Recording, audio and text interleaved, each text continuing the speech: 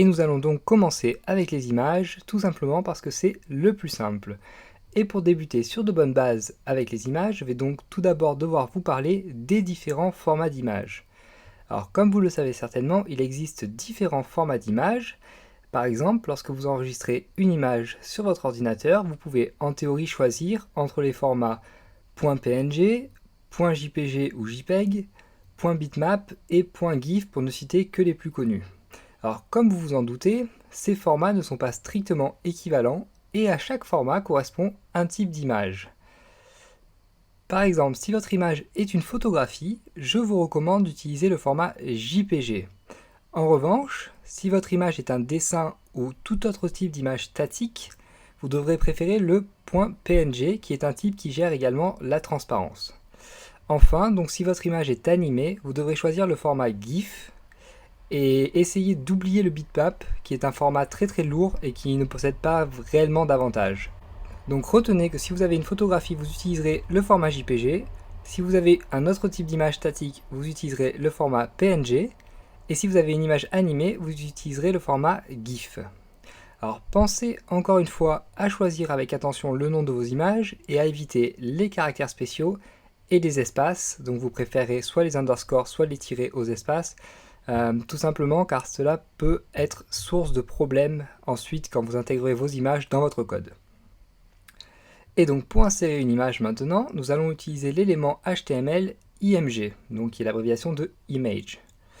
Alors l'élément IMG doit être placé au sein d'un élément de type bloc, comme l'élément P ou un div par exemple. Pour que votre code soit valide, vous devez ajouter deux attributs à l'élément IMG. Tout d'abord l'attribut source, qu'on abrège src, et l'attribut alternative, qu'on note alt. Vous pouvez également ajouter l'attribut facultatif title, ce qui aura pour effet d'afficher un texte lorsque vos visiteurs passeront la souris sur votre image. Alors l'attribut source, donc, indique le chemin de l'image. Vous pouvez donc lui donner soit un chemin relatif, soit un chemin absolu. Rappelez-vous, nous avons vu ça avec les liens dans la première partie. L'attribut alt, lui, sert à donner un texte descriptif à la photo. Ce texte est utile, notamment dans les cas où votre image ne s'affiche pas, ou pour les robots, donc le robot de Google entre autres. Et donc on va, comme à notre habitude, illustrer cela avec un exemple pour mieux comprendre. Alors comme je vous l'ai dit, l'élément image a besoin de deux attributs pour fonctionner. L'attribut source, donc src, et l'attribut alternative, donc alt. L'attribut source, je vous l'ai dit, accepte donc des chemins relatifs ou absolus. Comme je vous fais la démonstration avec JSBin, vous vous en doutez, je vais utiliser un chemin relatif. Donc je ne vais pas enregistrer une image sur mon ordinateur, mais je vais aller chercher une image sur un autre site web. En l'occurrence, moi j'ai choisi cette image. Alors si vous faites la même manipulation que moi, faites bien attention à avoir donc l'adresse qui finit par .jpg, donc qui veut dire que c'est bien l'image que vous allez copier. Donc je copie donc moi cette adresse. Ensuite, je retourne sur mon fichier HTML. Donc, on utilise l'élément image, on l'a dit, img. Ensuite, l'attribut donc source, src égale, entre guillemets, l'adresse de mon image. Encore une fois, donc si vous aviez enregistré une image sur votre ordinateur, il aurait fallu mettre le chemin absolu, comme on a appris à le faire. Deuxième attribut, donc l'attribut alt, donc le texte alternatif, égale, entre guillemets, film Lao de Pixar. Et donc l'attribut facultatif, donc vous n'êtes pas obligé de mettre, l'attribut title, qui va faire en sorte donc qu'un texte s'affiche au survol de la souris sur l'image. Donc title, image du film Lao de Pixar. Donc l'élément image donc, est une balise orpheline, on termine donc avec un slash et on referme la balise. Et maintenant si je mets la souris sur l'image, vous observez bien qu'il y a écrit image du film Lao de Pixar, donc ce qui correspond à ce qu'on a mis dans notre attribut title. Donc ça marche très simplement, hein, donc vous pouvez refaire la manipulation si vous le voulez. Et donc maintenant on va apprendre à ajuster et à positionner notre image. Alors pour ajuster la taille d'une image, évidemment on va utiliser le CSS et on va utiliser les propriétés height, donc pour la hauteur, et width pour la largeur, donc que l'on connaît déjà. Alors si l'on ne spécifie qu'une hauteur ou qu'une largeur, il est à noter que la deuxième dimension va s'ajuster automatiquement. En revanche, lorsque l'on spécifie une hauteur et une largeur, évidemment, il faut faire attention à ne pas trop casser les proportions initiales de l'image. Par exemple, donc là, si j'utilise donc image, mon sélecteur image, que je mets donc une hauteur égale à 100 pixels par exemple, et une largeur égale à donc 100 pixels également, vous allez voir que ça va vachement déformer l'image. Donc ça, c'est à éviter évidemment. Donc si vous spécifiez donc qu'une hauteur ou qu'une largeur, rappelez-vous que la deuxième composante s'ajuste automatiquement. Donc là, dans mon cas, je vais mettre 200 pixels, hop, ça suffira. Alors, une petite astuce que je vous donne tout de même, pour accroître les performances de votre site et donc votre référencement, essayez autant que possible d'ajuster la taille de vos images avant de les mettre sur votre serveur, avec Paint ou Photoshop par exemple. Car en effet, si vous téléchargez une image par exemple de 2000 pixels de large sur votre serveur et que vous la redimensionnez à 400 pixels par la suite avec le CSS, l'affichage va certainement être ralenti pour certains de vos visiteurs. Pourquoi? Tout simplement car à chaque fois, en fait, le navigateur de vos visiteurs va télécharger l'image de base sur votre serveur qui fait donc 2000 pixels de large et qui est donc très lourde, et va la redimensionner ensuite au format souhaité, donc au format de 400 pixels comme on l'a dit précédemment. Et évidemment, donc cela use beaucoup de mémoire et va donc influer sur le temps d'affichage de votre page web. Donc de préférence, à moins que vous ayez un site e-commerce et que vous deviez ensuite et que vous proposiez ensuite une fonctionnalité d'agrandissement des images, essayez de mettre sur votre serveur l'image au format souhaité déjà à la fin. Alors maintenant, pour positionner une image, il faut savoir que l'élément image est un élément de type inline par défaut. Alors cela sous-entend donc qu'une image va se positionner sur la même ligne qu'un autre contenu de type inline. Souvent, lors de la création d'un site web, nous voudrons qu'une image occupe sa propre ligne. Dans ce cas-là, il nous faudra utiliser la propriété display. On pourrait également utiliser la propriété float pour positionner une image en utilisant les valeurs right ou left. Pour ajuster l'espace entre une image et le contenu qui l'entoure, on va utiliser la propriété margin. On peut même créer un cadre si on veut en utilisant également les propriétés padding et border. Donc on va voir tout cela dans un exemple immédiatement. Donc display déjà pour transformer l'image en un élément de type bloc, donc display bloc. Alors ici on ne voit aucune différence car je n'ai pas d'autres contenus, mais si j'avais d'autres contenus donc de type inline et de type bloc au-dessus, en dessous, on verrait bien que l'image là serait sur sa propre ligne. Et donc ensuite on peut également donc créer tout un cadre autour de l'image si on veut, avec les propriétés donc margin, padding et border. Donc par exemple je peux mettre une bordure donc de 2 pixels solide et black par exemple, très bien. Un padding donc de 1 pixel et une margin donc de, allez, admettons 10 pixels. Hop, là on va recadrer légèrement et donc vous voyez que ça nous fait maintenant un beau cadre autour de notre image. Donc vous pouvez jouer avec toutes ces propriétés afin d'obtenir un petit peu des cadres de cette façon, ce qui peut rendre un effet très très sympa au final, et ce qui est très simple à faire finalement. Donc c'est tout ce qu'on avait à voir sur les images, et on va maintenant passer à du un petit peu plus compliqué avec l'audio.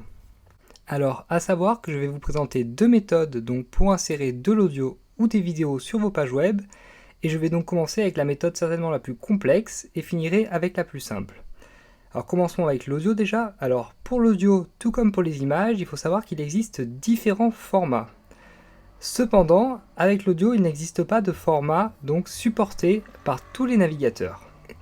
En effet, avec les images, on a vu que qu'on enregistre une image au format .jpg, .png ou .gif, cette image sera lue que vos visiteurs soient sur Google Chrome, sur Safari ou sur Firefox. Avec l'audio, c'est plus compliqué. Et il va donc falloir indiquer plusieurs formats lorsque l'on va insérer de l'audio en HTML. Alors personnellement, je recommande d'utiliser au minimum les formats MP3 et OGG, qui sont les deux formats les mieux supportés. Donc comme vous le voyez dans ce tableau, vous voyez qu'Internet Explorer supporte le MP3 mais pas l'OGG, que Chrome supporte tout, donc c'est très bien, que Firefox maintenant supporte tout, mais avant ne supportait pas le MP3.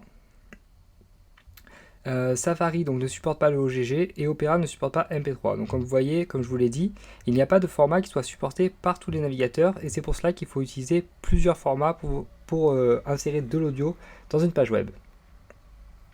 Alors pour ajouter de l'audio donc sur une page web, on va utiliser l'élément HTML audio. Tout comme pour l'élément image, l'élément audio va demander un attribut source pour fonctionner.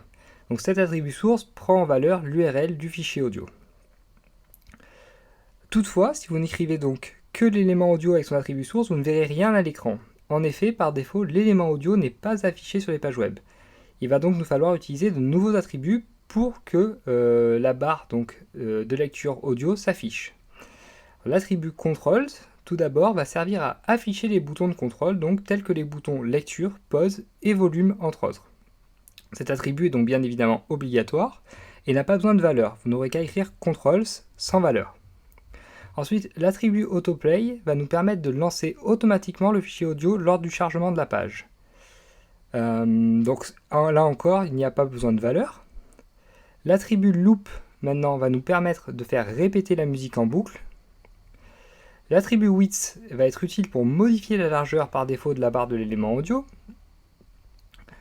Et enfin, donc l'attribut preload va nous permettre de sauvegarder de la bande passante et donc d'accroître les performances de notre site. Alors cet attribut peut prendre trois valeurs différentes, metadata, auto et none. En pratique, on utilisera généralement la valeur auto qui va en fait préloader toutes les informations et les données. Alors à savoir qu'entre les deux balises de l'élément audio, donc, on peut ajouter un texte qui sera affiché dans le cas où le navigateur ne supporterait pas le format audio. Et donc je vais maintenant vous montrer comment cela marche avec un petit exemple. Alors, pour les besoins de l'exemple, donc j'ai récupéré mon éditeur de texte Komodo et j'ai créé une page HTML toute simple, donc comme vous voyez, avec juste le squelette, comme on a appris à le faire.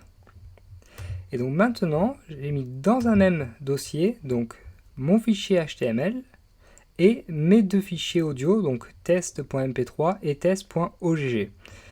Alors dans le cas présent, en fait, j'ai un petit peu triché, car ce n'est pas de vraie musique. C'est des fichiers Excel auxquels j'ai rajouté une extension .ogg et .mp3. Donc ça ne marchera pas, donc mon fichier ne pourra pas lire de l'audio vu que ce n'est pas de l'audio à la base. Je vous demande juste de me faire confiance, c'est juste pour les besoins de l'exemple, car je n'avais pas de fichier audio sous la main. Donc je retourne sur mon fichier HTML, et donc j'insère mon élément audio, avec mon attribut source égale donc test.mp3, et mon attribut contrôle. Pour commencer, ça suffira. Et donc je referme Flux Audio, j'enregistre et je prévisualise dans mon navigateur, le navigateur de mon choix, par exemple Safari, Preview. Et vous voyez donc que le fichier audio s'affiche bien avec donc la barre de lecture, avec le bouton donc de lecture et de pause et le bouton de son. Donc maintenant, comme je l'ai dit, il n'y a pas de format audio qui soit supporté par tous les navigateurs. Alors comment on va faire pour indiquer plusieurs formats audio? En fait, on va un petit peu changer donc l'élément. Cette fois-ci, hop, on va enlever ça. Et dans mon élément audio, on va créer un autre élément source qui prendra un attribut src. Donc avec, encore une fois, le nom de mon fichier audio qu'on referme. Et donc on va faire ça pour tous les formats disponibles. Donc dans mon cas, le test.mp3 et le test.ogg.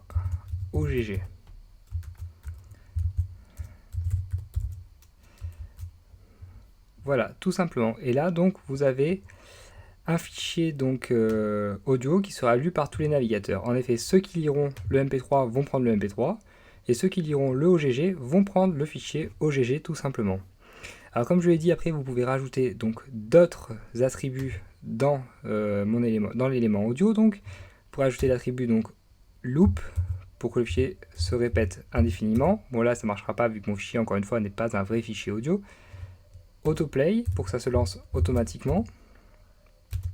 Vous pouvez également ajouter l'attribut preload pour que le fichier se preload donc avant, et l'attribut width donc pour indiquer une taille différente. Donc comme vous le voyez, ce n'est pas forcément évident à la base, mais ce n'est pas non plus très complexe une fois qu'on connaît la technique. Passons maintenant donc à l'insertion de vidéos dans nos fichiers HTML. Alors pour créer et afficher une vidéo, il nous faut obligatoirement 3 choses. Tout d'abord un codec audio, donc au format MP3, OGG ou autre, un codec vidéo au format OGG Theora, WebM ou H264, et un format conteneur dans lequel on va stocker ces deux éléments. Donc généralement ce sera un format .vi, .mp4 ou .mkv. Là encore, il n'existe pas de format supporté par tous les navigateurs, et il est donc recommandé d'en utiliser plusieurs pour être certain que la vidéo soit correctement affichée. Donc comme vous le voyez ici, encore une fois Internet Explorer donc, lit les formats MP4 mais ne lit pas OGG ni WebM, Chrome lit tout, Firefox lit tout, Safari ne lit pas le format OGG ni le format WebM et Opera ne lit pas le format MP4. Alors pour ajouter une vidéo, on va donc utiliser l'élément vidéo tout simplement, et les attributs pris par cet élément sont exactement les mêmes que ceux pris par l'élément audio, à savoir donc les attributs source, autoplay, control, loop, preload et width. Toutefois, contrairement aux éléments audio, une vidéo sera par défaut affichée sur une page web. Il est également possible d'afficher un attribut poster à notre vidéo, et donc à savoir que l'attribut poster va permettre de télécharger et d'afficher une image qui sera affichée avant le lancement de la vidéo. Donc voyons immédiatement dans un exemple comment on peut faire tout cela. Alors cette fois-ci ça tombe bien puisque j'ai de vrais fichiers vidéo sous la main. Donc cette fois-ci elle devrait bien s'afficher, contrairement aux fichiers audio de tout à l'heure. Donc j'ai changé donc, mes deux fichiers audio par des fichiers vidéo, donc fichiers .mp4 et .ogg, et je reprends la même page HTML que tout à l'heure. Donc j'enlève moi tout ça pour que ce soit plus clair pour vous. Hop, mon élément audio, et je remplace par un élément vidéo donc, avec mes attributs source. Donc en source on a dit, hop, je vais changer le nom là qui est un peu trop long. Je vais l'appeler tout simplement test.mp4. Celui-là je vais l'appeler test.ogg, ce sera plus simple. Hop, et donc je vais mettre source test.mp4 avec l'attribut contrôle, et ce sera suffisant pour le moment. Donc j'enregistre et je prévisualise dans mon navigateur. Donc preview. Alors là vous devez peut-être un petit peu vous interroger, c'est tout simplement parce que la vidéo que j'ai prise c'est une vidéo donc de capture écran, donc c'est pour ça que vous voyez qu'il y a à l'intérieur donc de ma fenêtre Safari une autre fenêtre Safari, hein. Mais vous inquiétez pas, c'est une vraie vidéo, je peux la lancer pour vous montrer. Bonjour à tous, et aujourd'hui... Vous voyez, c'est une vraie vidéo. Donc ça marche très bien.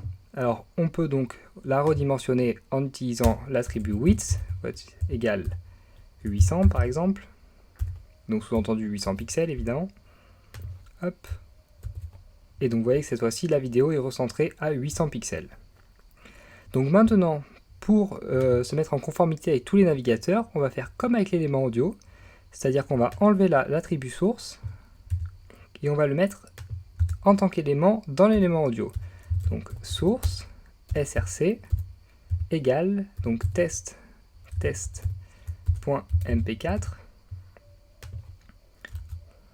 On referme et donc source src égale test.ogg.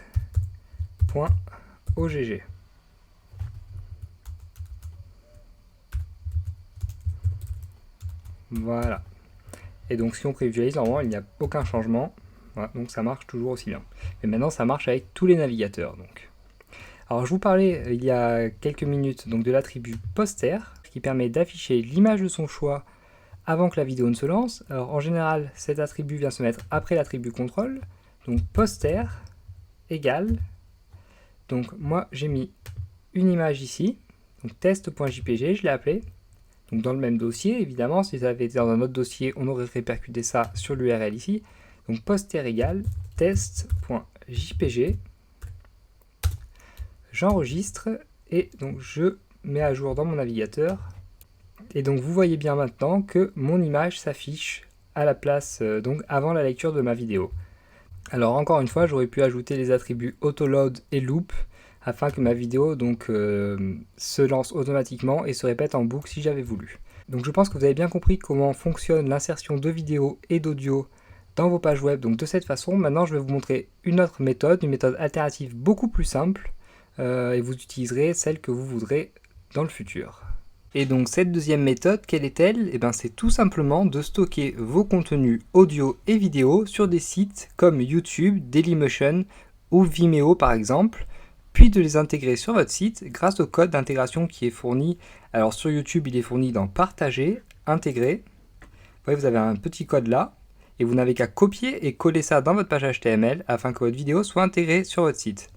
Alors de cette manière, vous n'aurez plus aucun problème d'affichage quel que soit le navigateur de vos visiteurs, puisque la transcription dans les différents formats est effectuée par les sites hébergeurs, donc par YouTube, Dailymotion, Vimeo, et autant vous dire que c'est très bien fait et que c'est très complet. Donc voilà le gros avantage d'utiliser ces sites. En plus du fait que vous n'aurez plus vos vidéos sur votre serveur, donc ça allégera considérablement la charge sur votre serveur. Et donc on va finir ce petit chapitre sur les images, l'audio et la vidéo en parlant des éléments figure et fig caption. Alors les éléments figure et fig caption ont été créés pour marquer sémantiquement du contenu comme des images, de l'audio ou de la vidéo, c'est-à-dire pour en améliorer la compréhension par les navigateurs et ainsi pour améliorer entre autres votre référencement. Alors l'élément figure est un élément de type bloc. On l'utilise autour d'images, de contenu audio ou de contenu vidéo, ou autour de blocs de code. L'idée est d'utiliser l'élément figure pour envelopper du contenu lorsque celui-ci n'est pas strictement décoratif. C'est-à-dire que lorsque votre contenu sert à la compréhension du texte qu'il y a autour ou de votre page web. Par exemple, si sur mon site je crée un tutoriel pour apprendre à coder en HTML et en CSS, et que j'intègre donc cette vidéo avec le tutoriel en soi, je vais utiliser un élément figure car la vidéo a du sens, la vidéo sert à la compréhension de mon tutoriel. Si par contre j'avais utilisé des images uniquement pour décorer, par exemple des fleurs, des montagnes ou je ne sais quoi, je n'aurais pas utilisé l'élément figure car là cette fois-ci le contenu est uniquement décoratif. Donc c'est assez simple en fait, vous utilisez l'élément figure uniquement lorsque vous avez du contenu qui sert à la compréhension de l'article en général, de votre texte en général ou de votre page HTML en général.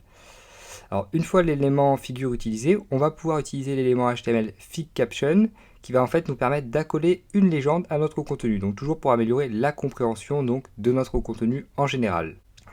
Et donc voilà, on a terminé avec l'audio, la vidéo et les images, et on va maintenant passer à un gros point HTML, les tableaux.